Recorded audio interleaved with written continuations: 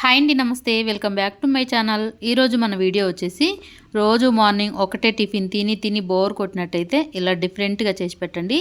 చాలా చాలా బాగుంటుందండి. అప్పటికప్పుడు సింపుల్గా చేసుకోవచ్చు. చాలా రుచిగా ఉంటుంది. ఒకసారి తిన్నారో చాలా బాగుంటుందండి. మళ్ళీ మళ్ళీ ట్రై చేస్తారు. చాలా రుచిగా ఉంటుంది. దీంట్లోకి మనము ఎలాంటి చట్నీ కారం ఏమీ లేకపోయినా కూడా సింపుల్గా తినేసేయచ్చు. పిల్లలైతే ఏమీ లేకుండా అలాగే ఒట్టిగా తినేస్తారండి. చాలా చాలా రుచిగా ఉంటుంది. తప్పకుండా ట్రై చేయండి. మన వీడియోని ఫస్ట్ టైం చూస్తున్న వారైతే ప్లీజ్ లైక్ చేయండి, సబ్స్క్రైబ్ చేసుకోండి. అలాగే ఈ మార్నింగ్ బ్రేక్ఫాస్ట్ కోసం ఇడ్లీ పిండిని అయితే తీసుకున్నానండి. ఒక 2 కప్పుల ఇడ్లీ పిండిని తీసుకొని దాంట్లోకి ఒక ఉల్లిపాయని ఇలా సన్నగా కట్ చేసి వేసుకోవాలి. అలాగే పచ్చి క్యాబేజీని కొంచెం కట్ చేసి వేసుకోవాలి. ఒక 2-3 పచ్చిమిరపకాయలను కూడా ఇలా సన్నగా కట్ చేసి వేసుకొని ఒక టమాటాను కూడా ఇలా చిన్న ముక్కలుగా కట్ చేసి వేసుకోవాలి. అలాగే కొత్తిమీర, కరివేపాకు ఇవి 2 సన్నగా ఇలా కట్ చేసి వేసుకోవాలండి. ఇప్పుడు మీ రుచికి తగినంతగా సాల్ట్ వేసుకోవాలి. అలాగే దీంట్లోకి కొంచెం ధనియాలు, జీలకర్ర పొడి కూడా వేసుకోవాలండి. చాలా బాగుంటుంది అది వేసుకోవడం వల్ల. ఇలా వేసిన తర్వాత ఇప్పుడు కొంచెం వాము వేసుకోవాలి. వాము అయినా సరే లేదంటే జీలకర్ర అయినా వేసుకోండి. నేనైతే వాము వేసుకున్నాను. ఒకసారి ఇదంతా బాగా కలుపుకుందాము. మనము రాత్రి పులిసిన ఇడ్లీ పిండి ఉన్నట్టయితే టమాటా స్కిప్ చేసేయండి. లేదు మీరు అప్పటికప్పుడు రుబ్బి పెట్టుకున్న పిండిని ఇలా అట్టులాగా వేసుకోవాలి అనుకుంటే మీరు టమాటా వేసుకున్నట్టయితే కొంచెం పుల్ల పుల్లగా చాలా బాగుంటుంది. ఇలా బాగా కలిపి పెట్టిన తర్వాత ఒక 2 నిమిషాలు మూత పెట్టి పక్కన పెట్టుకుందాము. ఇప్పుడు చూడండి, ఒక 2 నిమిషాల తర్వాత ఒకసారి మూతను తీసి ఒకసారి ఇదంతా బాగా కలుపుకుందాము. మనకి పిండి కాస్త గట్టిగా ఉంది అనుకున్నప్పుడు కొన్ని నీళ్ళనైనా వేసుకోవచ్చండి. నేనైతే నీళ్ళు వేయకుండా అలాగే కలిపి పెట్టుకొని ఇప్పుడు పక్కన పెట్టేసి ఇప్పుడు స్టవ్ ఆన్ చేసుకొని ఒక ప్యాన్ పెట్టుకొని దాంట్లోకి కొంచెం ఆయిల్ వేసుకోవాలి. ఆయిల్ కాస్త కాగిన తర్వాత ఒక 2 స్పూన్ల పిండిని వేసుకోవాలి. ఇలా ఒక 2 స్పూన్లు వేసుకొని కొద్దిగా వెడల్పుగా అనుకోవాలి. ఈ అట్టును మనము ఒక అరించు మందంలో ఇలా వేసుకోవాలి. ఇప్పుడు ఇలా మొత్తం స్ప్రెడ్ చేసిన తర్వాత పైన ఒక ఉల్లిపాయ ముక్కల్ని సన్నగా ఇలా కట్ చేసి వేసుకోవాలి.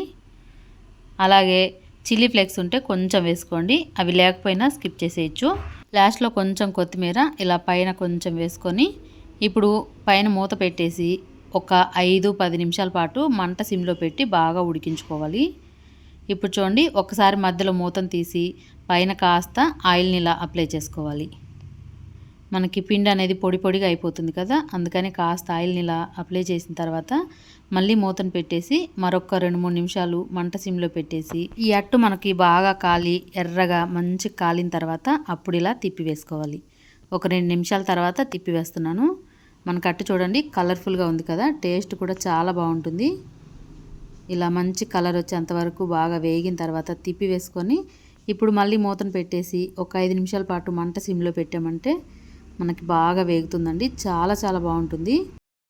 ఇప్పుడు చూడండి, కాస్త వేగిన తర్వాత ఇప్పుడు మూతను తీసి ఇప్పుడు ఒక ప్లేట్లోకి తీసుకుందాం. చాలా బాగా కాలింది కదా, టేస్ట్ మాత్రం చాలా బాగుంటుందండి. ఇప్పుడు నాన్ స్టిక్ ప్యాన్లో అట్టు వేసుకున్నాం కదా, ఇప్పుడు మరొక అట్టు వచ్చేసి ఐరన్ ప్యాన్లో వేసుకుందామండి. మనం ఇలా ఐరన్ ప్యాన్లో అట్టు వేసుకోవడం వల్ల తినడానికి కూడా చాలా మంచిదండి. తిన్న తర్వాత ఇలా పిల్లలకి ఇంట్లో చేసి పెట్టామంటే చాలా చాలా బాగుంటుంది. ఇలా 2 స్పూన్లు వేసిన తర్వాత సేమ్ ప్రాసెస్ మళ్ళీ పైన ఉల్లిపాయలు వేసుకోవాలి, చిల్లీ ఫ్లేక్స్ అలాగే కొత్తిమీర కూడా వేసుకొని అట్టు బాగా కాలిన తర్వాతే తిప్పి వేసుకోవాలి. మనకు ఆ ఉల్లిపాయ ముక్కలు అవన్నీ బాగా మగ్గాలి కదా, మంట సిమ్లో పెట్టేసి నిదానంగా వేయించుకోవాలి. మనం ఐరన్ ప్యాన్లో వేసుకున్నప్పుడు కాస్త ఆయిల్ ఎక్కువగా వేసుకున్నట్టయితే అడుగు అతుక్కోకుండా ఉంటుంది. ఇలా అన్నీ వేసిన తర్వాత ఇప్పుడు మూత పెట్టేసి ఒక 5 నిమిషాల పాటు మంట సిమ్లో పెడదాము. మనకి ఐరన్ ప్యాన్లో తొందరగానే కాలుతుందండి. ఇలా ఒకవైపు బాగా కాలిన తర్వాత మరొక వైపు మళ్ళీ తిప్పి వేసుకుందాము. ఇలా 2 వైపులా కాలిన తర్వాత ఇప్పుడు ఒక ప్లేట్లోకి తీసుకుందాము.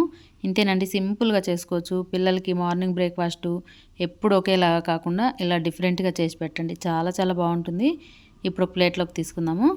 ఇడ్లీ అట్టు పులవకపోయినా కూడా అప్పటికప్పుడు మనం రుబ్బి పెట్టుకున్న పిండితోటి కూడా ఇలా చేసుకున్నట్టయితే చాలా బాగుంటుందండి.